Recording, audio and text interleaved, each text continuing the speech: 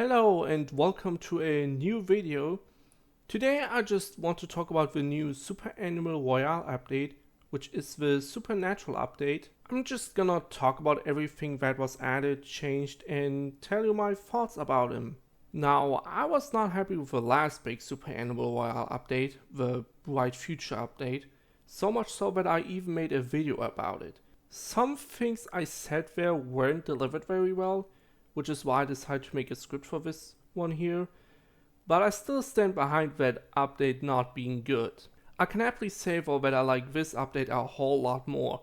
I like pretty much everything about it except for one thing, and if you watch the Season 13 update video, you already know what that is, and it's the Uzi becoming a permanent weapon.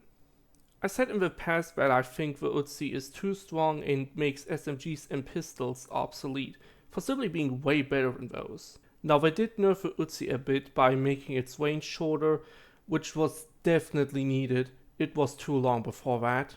But I don't think that it's enough. The weapon still has a ridiculously high DPS, and the epic double Uzi in particular just blows away almost everything at short distance.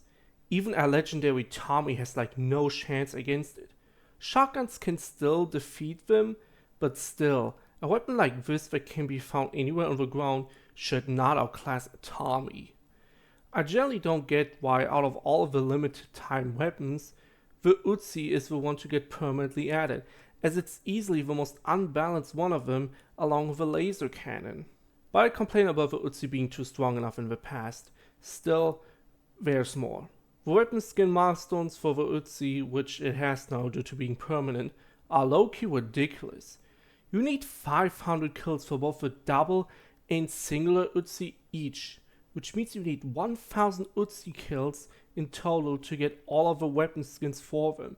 Before this, you needed at most 500 kills to get all of the skins for a certain weapon, and while that's still technically true if you consider the single and double Uzi as separate weapons, they aren't separate weapons. The pistol also only needed 300 kills in total to get the skins for both the single and double variant. 1000 is just way too much. And no, the Uzi being OP does not make this better. If anything, I'd say it makes it worse, since it pretty much encourages to use an unbalanced weapon more often. Thankfully, other than the Uzi, I like everything else about this update. I think my favorite part of it would be the new insect super animals, the ants and the moths, especially the moths. I love the design so much, and they instantly became one of my favorite animals in the game. I generally think it's awesome to now have insects as playable animals, and I hope that we get more of them in the future. Maybe we can get things like butterflies, bees, or also just more moths in the future. By the way, I know there aren't insects, but I would love to see spiders being added as super animals to the game. Let's talk about the new catchable insects, fish, and the day-night cycle next. Now I think the new insects and fishes are really cool. I especially like the new fishes exclusive to Victory Island. And giving the social hub a day-night cycle and making certain insects and fishes available only at either day or night is also a really cool idea and can also make it easier to get certain bugs or fishes. Then there are the bug detectors and the fish food, which help make it easier to find bugs or get better fishes. I found them really good and useful from what I've seen so far. I haven't used them that much yet, so I can't say too much about them, but I think it's great that we now have something like this in the game. I also like it that they cost Carl coins since it makes them more important and the prices are also pretty fair, I'd say. And since we're already talking about the insects and fishes, let's talk about the new insect museum and the aquarium for the fishes next. Now the insect museum I think is great. I love how it has a room for each biome and just its general design looks really nice. The aquariums, I don't know. Now the idea is great, but I don't like how it's executed.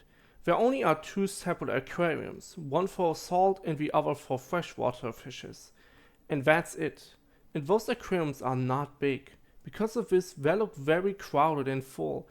Like if this was real life, this shit would be considered animal abuse.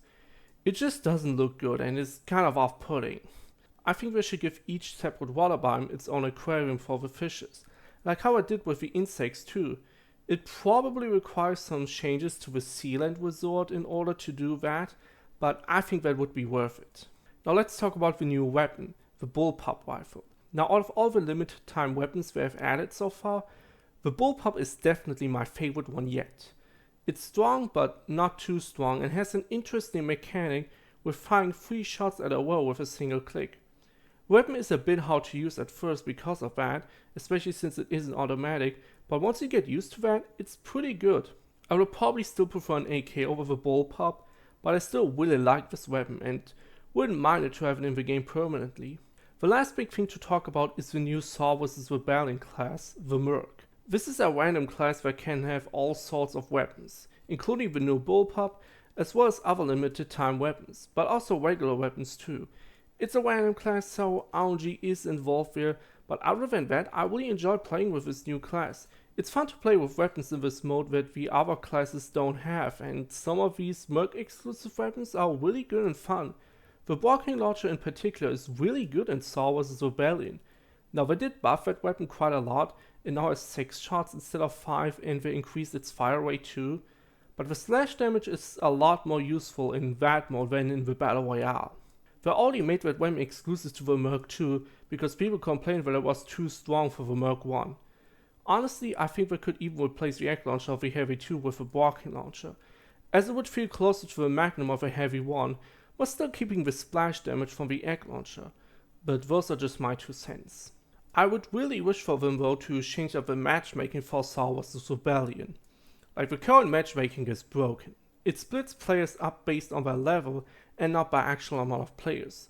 This means if you are a high level player that isn't a tryhard pro, which I myself am, you kinda get fucked by the matchmaking, and I'm experiencing this, seriously. I've been on the Saw side on like my last 30 or so rounds, no joke. I haven't played the Rebels in ages. Level just isn't a good way to judge a player, like at all. Yes, a high level means they know the game well, but that doesn't mean they are automatically great. As said, I myself am over level 600, but I'm far from the best at this game, and I've also seen low level players that are really damn good. So that is one thing I would wish gets a change in the future. The current Saw vs Rebellion matchmaking is just not good. One small final thing I want to mention is the Season 14 Animal Pass. Now I do really like this Animal Pass, especially those wings are so cool, but I'm kinda disappointed that there are no new weapon skins in it. I don't even know why, considering all the other Animal Passes have at least 2 weapon skins in them, but this one doesn't. It's pretty strange. A skin for the Uzi or double Uzi would have fit perfectly, since both of these weapons are permanent now with this update. Anyway, that's all to talk about for today. Hope you all enjoyed this video.